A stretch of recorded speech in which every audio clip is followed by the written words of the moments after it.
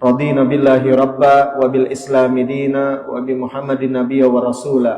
Rabbi shrah li sadri wa yassir li amri wa hlul 'uqdatam min lisani yafqahu qawli.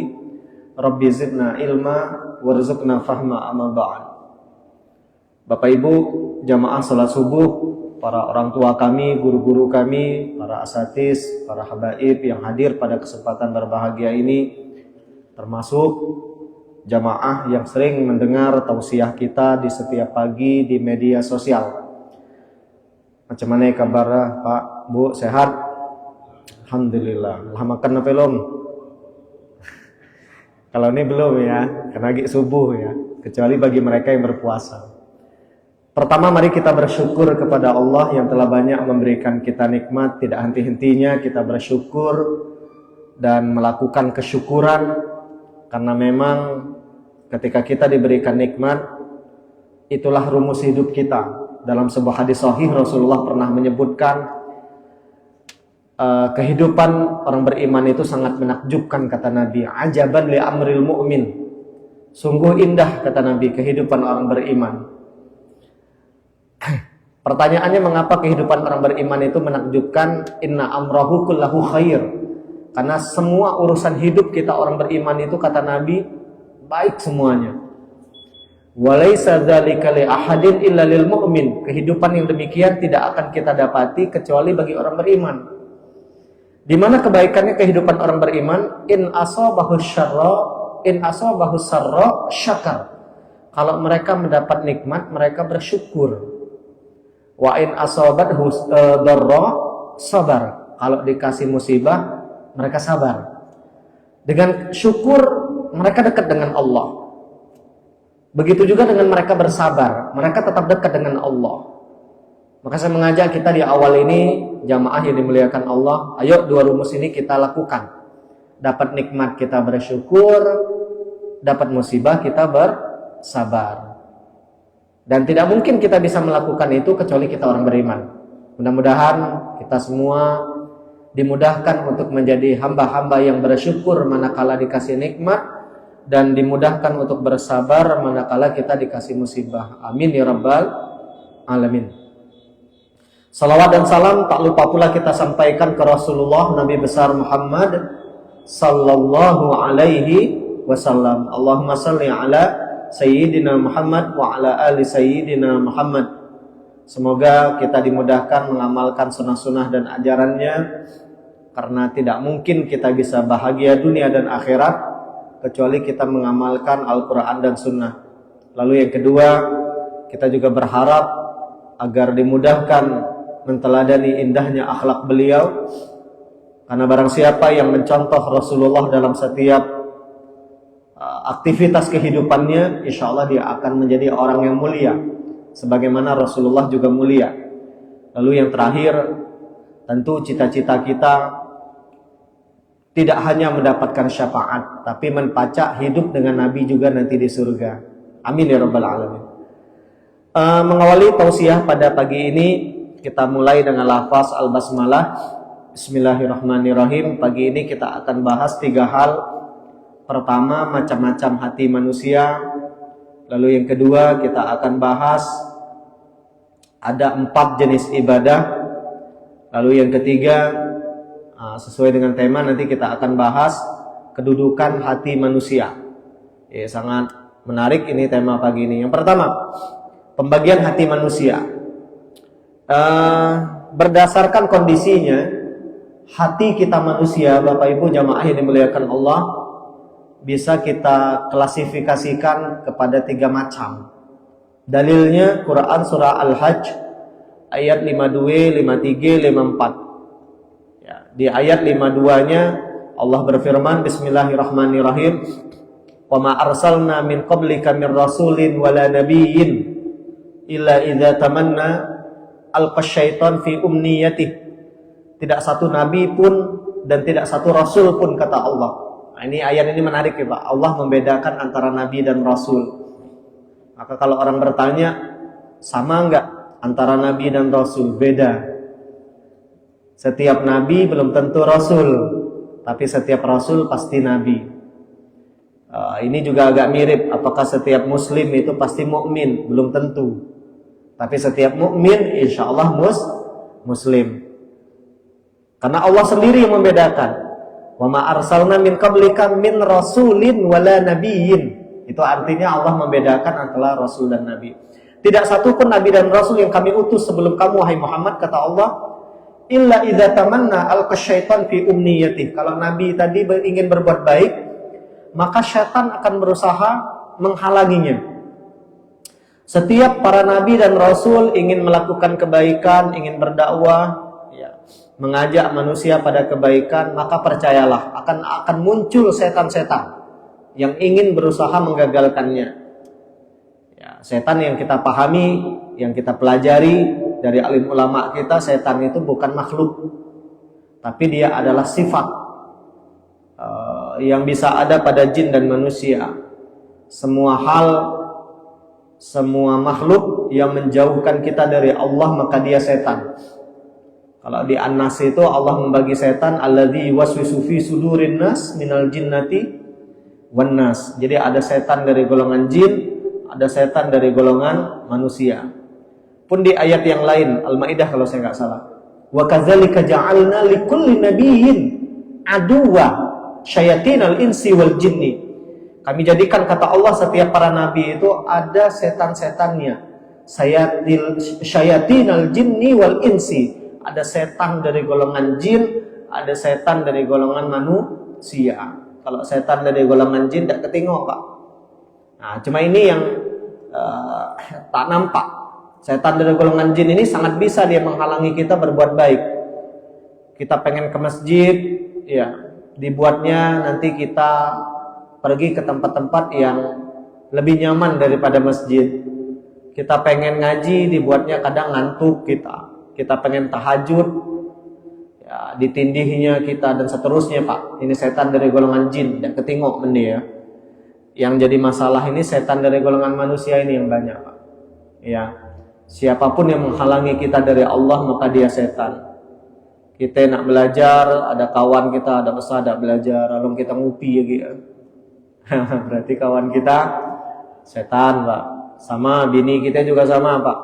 Ya, kita sibuk mau berangkat ke masjid sholat berjamaah, dia sibuk juga mengajak belanja. Berarti bini kita setan. Ya. Aman, Pak, tidak ada bini kita ini. Colinya nonton. Oke, berikutnya. Fayansakhullahu ma yulqi syaitan thumma yuqimallahu ayati. Tapi ingat kata Allah, mau bagaimanapun usaha setan untuk menggagalkan niat baik para nabi dan rasul, sama niat baik kita juga sama, Pak. Kalau dulu ada nabi dan rasul, sekarang ada alim ulama, pun termasuk orang-orang soleh, siapapun kita, setiap kita berusaha ingin melakukan kebaikan, jangan dianggap mudah, Pak. Akan muncul setan-setan tadi, akan muncul penghalangan. Tetapi kata Allah, Allah akan tegakkan ayatnya. Wallahu alimun hakim. Dan Allah maha mengetahui lagi maha bijaksana. Ayat 53-nya. Liyaj'ala ma yulqi syaitan fitnatan lil ladzina fi qulubihim maradun wal qasiyati qulubuhum. Nah, godaan setan tadi kata Allah akan Allah jadikan sebagai fitnah, ujian bagi mereka yang hatinya sakit, ya. Hatinya sakit, wal qasiyati qulubuhum, atau mereka yang hatinya mati. Wa innadz zalimin lafi syiqaqin ba'id, dan orang-orang zalim kata Allah akan berada dalam syiqaqin ba'id, ya, mereka akan jauh dari kebenaran. Kemudian di ayat 54-nya waliya'lamal ladzina utul ilma, dan supaya ujian setan tadi supaya orang-orang beriman mengetahui annahul haqqu mir rabbik, bahwasanya kebenaran itu datangnya dari Allah. Fayu'minu bih, sehingga dengan kebenaran tadi mereka beriman. Nah, ini menarik nih ayat 54 ini. Allah menyebutkan supaya kita meyakini kebenaran itu datangnya dari Allah, kita mesti punya ilmu. Sehingga memang keimanan itu salah satu modalnya adalah ilmu, Pak. Banyak orang ingin beriman tapi tidak mau mengupgrade keilmuannya, maka level keimanan juga tidak akan bisa naik. Alhamdulillah, kita patut bersyukur kepada Allah, kita diringankan, dimudahkan untuk bisa memperbaiki pemahaman agama kita. Fatukhbitu lahu qulubuhum, yang dengan ilmu tadi kata Allah, tidak hanya mereka beriman dan meyakini kebenaran itu datangnya dari Allah, hati mereka juga akan hidup. Nah, ini menarik nih Pak. Ya, jadi untuk menghidupkan hati, satu di antara ikhtiarnya adalah duduk di majelis ilmu. Wa innallaha lahadil ladzina amanu ila siratim mustaqim, dan Allah akan menuntun orang-orang beriman yang berilmu tadi, yang hatinya hidup, kepada jalan yang lurus. Nah, berdasarkan ayat-ayat ini, Imam Ibnul Qayyim dalam kitabnya Iwathah Al-Latfan di jilid pertama, beliau mengatakan hati manusia itu ada 3 macam. Hati yang pertama namanya qalbun salim, hati yang sehat, hati yang selamat. Ini hati siapa? Hati orang-orang beriman, hati orang-orang soleh, hati orang-orang yang hidup dengan Al-Quran, hati yang memandang orang lain dengan pandangan kasih sayang, yang tidak ada kedengkian sedikit pun. Qalbun salim, hati yang hidup dengan amal soleh dan kebaikan. Yang kedua, qalbun marid, hati yang sakit. Nah, ini hati siapa? Inilah hati orang-orang munafik yang penuh dengan berbagai macam penyakit hati, Pak. Nanti ada 5 penyakit hati yang perlu kita antisipasi, yang paling berbahaya. Qalbun marid. Nah, yang jadi masalah orang-orang munafik, terkadang mereka tidak menyadari kalau hati mereka itu sakit. Sama kayak kita nih Pak. Tubuh kita ini juga sama, bisa sehat, bisa sakit. Kalau kita sakit dan kita tidak menyadari penyakit di tubuh kita, kita menganggap sehat-sehat baik dan tidak segera diobati, penyakitnya bisa tambah kronis. Hati juga sama. Dimanakala ada orang hatinya sakit dan dia tidak segera mengobati penyakit hatinya, nah, itu nanti tambah parah itu.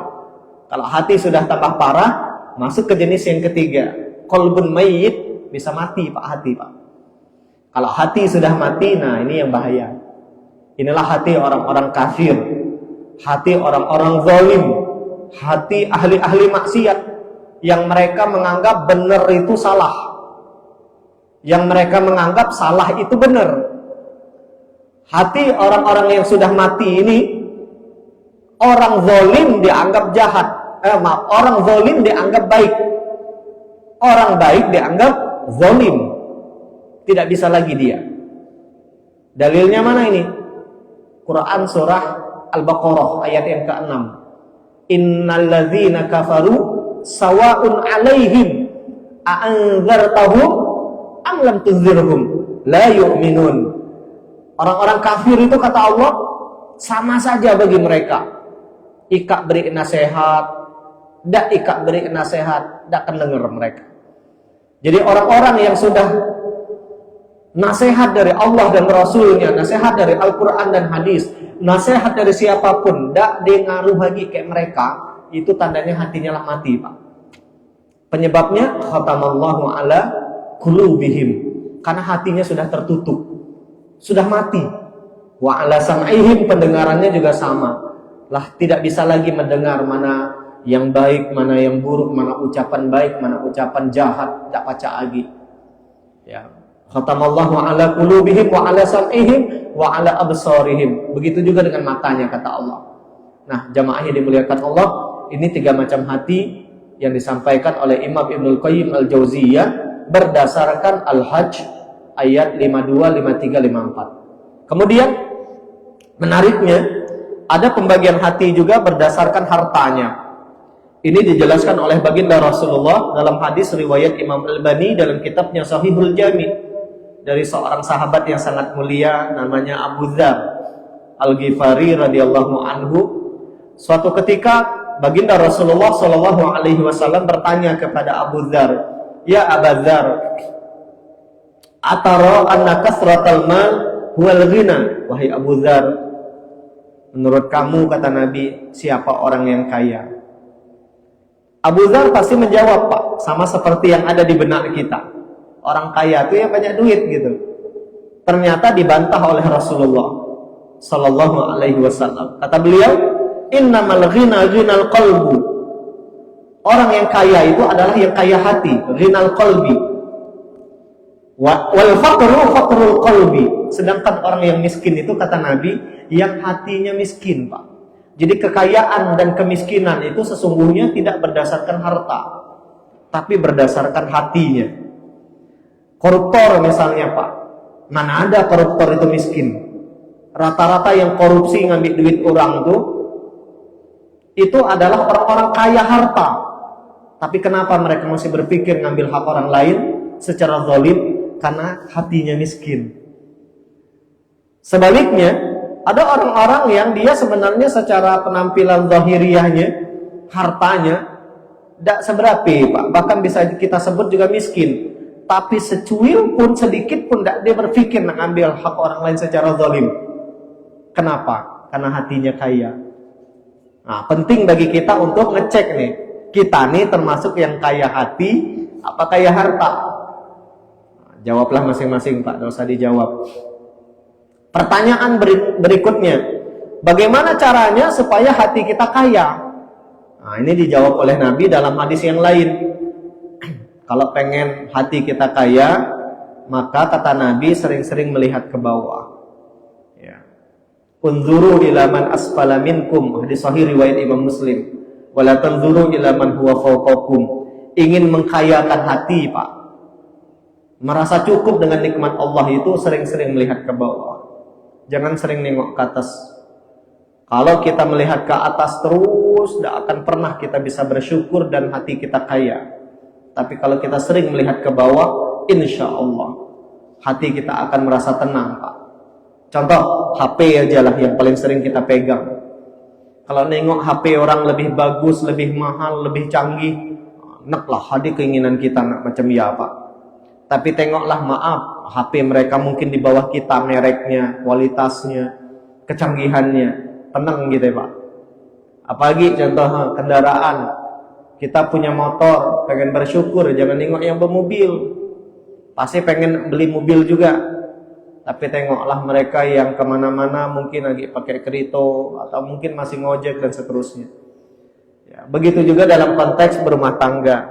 Saya sering mengatakan, kalau kita ingin merasa bersyukur dengan pasangan kita, jangan pernah nengok pasangan orang. Iya, bersyukur sama istri, nengok bini orang, Pak Gawi ya. Tidak bersyukur kita, Pak. Ya, bini orang lebih cikar gitu. Tapi tengoklah mereka yang sampai sekarang tidak laku-laku atau bininya yang lah meninggal, tidak kawin-kawin lagi. Adi, Pak, di antara kita nih. Iya. Begitu cara bersyukur. Para istri juga sama. Kalau pengen bersyukur, Bu, merasa cukup, merasa bersyukur dengan suami, jangan nengok laki orang. Jangan. Tidak akan pernah kita bisa bersyukur. Tapi kalau nengok orang di bawah kita, berapa banyak para gadis, para janda sampai sekarang masih berjuang, Pak. Di saya tuh Masya Allah banyak proposal nikah, Pak. Ahwat janda, Ustaz tolonglah, Ustaz cari kayak kami ini, Ustaz. Lah lango hidup surang katanya. Banyak di saya tuh Masya Allah. Ya, tidak laku-laku, Pak. Karena memang zaman sekarang ini laki-laki lebih sedikit dibandingkan perempuan. Berikutnya jamaah yang dimuliakan Allah, ada 4 macam ibadah di dalam Islam. Satu di antara ibadah itu adalah ibadah hati. Jadi kita sebenarnya bisa beribadah menyembah Allah dengan berbagai macam media dan wasilah. Pertama ada ibadah namanya ibadatun qalbiyah, ibadah hati yang kita lakukan dengan hati. Jadi hati ini salah satu alat untuk beribadah dan menyembah Allah. Ibadah apa saja yang bisa kita lakukan dengan hati? Ikhlas. Nah, ini mainnya di hati, Pak. Kita tidak pernah tahu mana yang ikhlas di antara kita pagi ini, ya kecuali hatinya yang tahu, dan Allah Subhanahu wa Ta'ala. Tapi setiap kali kita mengikhlaskan hati kita, insya Allah kita dapat pahala. Sabar, syukur, ini bermain di hati. Sabar, syukur itu. Maka Nabi mengatakan, liyattakhidh ahadukum qalban syakira. Hendaklah kalian, kata Nabi, punya hati yang bersyukur. Karena Nabi paham hati itu, syukur itu amalan hati, Pak. Kemudian sabar juga sama. Yakin, ridho, tawakal. Ini bermainnya di hati semua. Ini ibadah hati. Yang kedua ada ibadah lisan. Ibadah lisan ini ibadah yang mesti kita lakukan dengan lisan kita, Pak. Dengan lidah kita. Apa diantaranya? Zikir. Nah, hal kedua kata Nabi yang harus kalian miliki setelah qalban syakira wa lisanan dzakira, lisan yang berzikir. Karena zikir itu bukan amalan hati, amalan lisan. Maka mesti keluar kalimat subhanallah walhamdulillah la ilaha illallah wallahu akbar. Nah, ayat tadi kita berzikir ba'da salat. Subhanallah 33 kali, alhamdulillah 33 kali, Allahu akbar 33 kali. Dan itu ada dalilnya, Pak, sahih. Riwayat Imam Muslim. Jadi kalau orang bilang zikir ba'da salat bid'ah, ngeramal untuk. Mereka nggak ada dalilnya. Kita punya dalilnya, Pak. Riwayat Imam Muslim dari Abu Hurairah. Abu Hurairah radhiyallahu anhu bercerita, "Zahaba ahlad dusur bil ujur bid darajatil ula wan na'imil muqim." Ya. Suatu ketika kata Abu Hurairah, datang al-fuqara al-muhajirin, orang-orang fakir dari kalangan muhajirin. Karena orang-orang yang hijrah dari Mekah ke Madinah itu, mereka tinggalkan semua harta mereka di kota Mekah demi menyelamatkan akidah mereka. Tiba di kota Madinah, mereka memulai hidup dari awal. Sehingga mereka di Madinah itu, Pak, termasuk orang-orang fakir, tak punya apa-apa. Alhamdulillahnya ada kaum Ansor, orang-orang Madinah yang memang Masya Allah mereka menolong saudaranya. Ya, bahkan lebih mengutamakan saudaranya. Sehingga Nabi berpesan kepada kita, jangan kalian jahat kepada orang Ansor, kata Nabi, orang Madinah. Karena tidak ada yang tersisa dari mereka kecuali apa yang telah mereka berikan kepada kita umat Islam, kepada agama mereka. Akhirnya orang-orang miskin tadi mengadu ke Nabi, ya Rasul, kasih kami amalan yang bisa menyamakan orang-orang kaya. Karena mereka bisa beramal, beribadah dengan harta, kami tidak bisa, ya Rasul. Mereka bisa haji, bisa umrah, kami nggak bisa. Mereka bisa kurban, akikah, kami nggak bisa. Akhirnya kata Nabi, tusabbihuna wa tuhammiduna wa tukabbiruna khalfa kulli salatin salatan wa salatin. Kalian bertasbih, bertahmid, bertakbir setiap selesai salat masing-masing 33 kali. Nah, itu ada dalilnya, Pak. Makanya saya tuh kadang gerem lah nengok orang-orang yang dikit-dikit bid'ah, pening pala nengok mereka tuh, Pak. Iya, dikit-dikit bid'ah, padahal mereka belum tentu paham apa yang mereka ucapkan. Yang kita lakukan ada dasar hukumnya insyaallah, ya. Zikir, Pak. Kalau Nabi mengajarkan kita ada 2 kalimat yang paling Allah cintai. Kalimatani, ya. Sakilatani 'indal lisan, khafifatani 'indal lisan, sakilatani fil mizan, habibatani ila rahman. 2 kalimat yang mudah diucapkan, memberatkan mizan kebaikan, dicintai oleh Allah. Subhanallah wa bihamdihi, subhanallahil azim. Ini pun kita baca dalam tahlil, kan? Dibid'ahkan lagi kayak mereka. Makanya biarkan aja lah. Cukup kita katakan ke saudara kita yang serta membid'ahkan kita itu, lana a'maluna walakum a'malukum. Antum amalkan apa yang antum yakini kebenaran tanpa perlu menyalahkan kami. Kami pun juga sama meyakini apa yang kami yakini kebenaran tanpa perlu menyalahkan kalian. Ya. Jangan bilang lakum dinukum waliyadin. Nah, jangan ya kasar ge, Pak. Kalau lakum dinukum waliyadin untuk mereka yang akidahnya berbeda. Tapi dalam perkara ibadah yang berbeda, kita jangan mengatakan lakum dinukum, tapi kita cukup katakan lana a'maluna walakum a'malukum. Tilawah, baca Quran itu mesti dengan lisan. Maka jangan ngaji diam, ngaji dalam hati, jangan. Harus keluar kalimat, Pak. Kenapa harus keluar kalimat? Setiap kalimat yang keluar dari mulut kita, kata Nabi, per hurufnya 10 kebaikan. Tapi kita dalam hati, nah bingung malaikatnya nyatet pahala macam mana. Maka mesti keluar kalimat, ya. Yang kedua, kenapa mesti keluar kalimat kalau ngaji itu? Supaya telinga kita ini terbiasa mendengar yang baik-baik. Apalagi maaf, di sekitar kita kadang ada orang-orang yang tidak senang ngaji, yang jahat kayak kita tuh nak keras-keras ngaji, Pak. Bini kita garang, nah tuh nak keras-keras ngaji samping, supaya lari gele setan tadi itu. Ya. Kemudian Berikutnya, amalan yang kita lakukan dengan lisan, kalimatut thayyibah, kalimat-kalimat yang baik yang banyak diajarkan oleh baginda Rasulullah sallallahu alaihi wasallam. Bertemu dengan orang, jangan lupa ngucapin salam. Kenal tak kenal, Pak. Kadang kita nih kenal baik, kita assalamualaikum. Kilir tak kenal, melengos kita. Jangan. Di antara tanda kiamat, kata Nabi dalam sebuah hadis itu ada dua yang pernah kita bahas. Di akhir zaman, kata Nabi, tanda-tanda kiamat min asyarati sa'ah itu ada orang masuk masjid bukan untuk sholat, numpang biik, numpang kemeh. Nah, ini masjid kita nih yang sering jadi korban. Kalau ada acara depan sana nih, ramai ini Pak. Bukan kayak sembahyang, numpang biik bisa johan gawi orang. Iya, numpang BAB, BAK, ya. Itu tanda kiamat. Dan tanda kiamat yang kedua dalam hadis yang sama, kata Nabi, di akhir zaman orang hanya mengucapkan salam kepada orang yang dia kenal saja. Kalau tidak kenal, tidak mengucap salam, tidak negur Pak, tidak senyum. Nah jangan, sama siapapun kita mesti ramah, mesti ngucapin salam. Karena salam bagi kita orang Islam itu bukan sekedar basa-basi, bukan sekedar mujamalah kalau bahasa orang Arabnya, bukan. Salam itu Masya Allah punya nilai filosofis yang sangat dalam. Orang yang mengucapkan salam berarti dia mendoakan kita. Kita yang mengucapkan salam ke orang lain, itu tandanya kita peduli dengan saudara kita. Assalamualaikum, semoga kalian selamat, warahmatullah, semoga kalian disayang Allah, wabarakatuh, semoga apapun yang antum miliki berkah.